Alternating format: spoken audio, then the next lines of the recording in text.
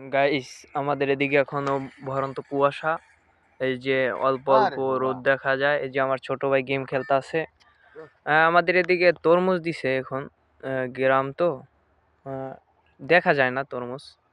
এই যে পুরা জমিতে তরমুজ দিছে।